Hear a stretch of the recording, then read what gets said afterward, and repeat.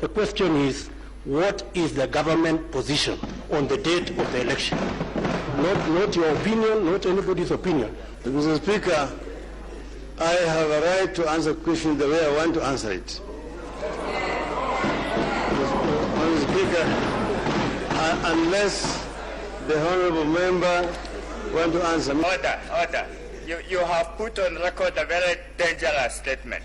Members of the front bench who are led by you in the House have a right to give accurate information to the House, not to answer the way they want.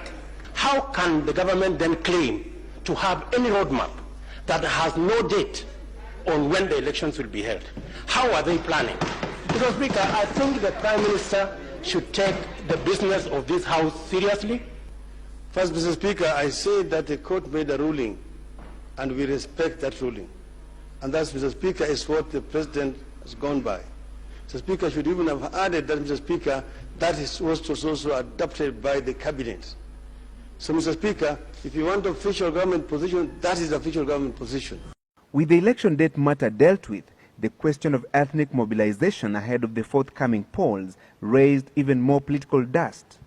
I want the Prime Minister to confirm to the nation that he is the father and the architect of ethnic balkanization and mobilization in this country, starting with the region that he comes from 15 years ago. Is it in order for the Honorable Duale, in a bid to ask the Prime Minister a question, to cast aspersions on the character and personality of the Prime Minister by saying that is the architect? Order, member for question.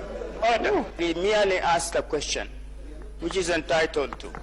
Order, member for Kwasi. If I were to be an architect of ethnic balkanization, I would never see the floor of this House. I will never be elected, Mr. Speaker, on the basis of the vote from one ethnic community in the constituency that I represent. Mr. Speaker, when others go and assemble in Eldoret and say you are a Kamatusa or Kamatusi, and that you are our leader, Mr. Speaker, they are beating ethnic drums, Mr. Speaker.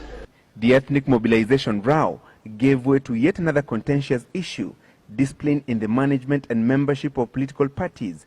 The Prime Minister maintained that political parties should be driven by ideologies and not tribal affiliation. I do not know whether the Prime Minister was listening to himself, because the Prime Minister holds the record in this House for having changed parties. He holds the record. He hasn't told the House how he managed to change to all these parties. I think he must be in the 8th party. What drove him from one party to another? Was it the policies he was following, as he's telling the House? Mr. Speaker, the honourable member is saying that I hold a record. I have changed political parties 4 times, because NAC was not a political party as such. We were only an LDP. Mr. Speaker, KANU, ODM, UDM, and URP are 4. He himself, Mr. Speaker, has changed parties 4 times, like myself.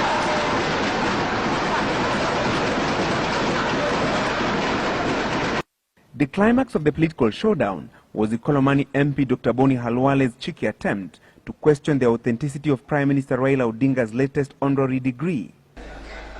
Mr. Speaker, can the Prime Minister tell us what instrument the government is going to put in place to ensure that some of these certificates, diplomas, degrees that people are scrambling for, some which will obviously be fake, will receive sufficient authentication so that people with fake documents do not sneak into leadership in the country? Mr. Speaker, I don't know where the honourable member is coming from, but Mr. Speaker, I was recently awarded a honorary doctorate degree by the Florida Agricultural and Mechanical University. But I'm also a holder of a Master of Science degree in Mechanical Engineering.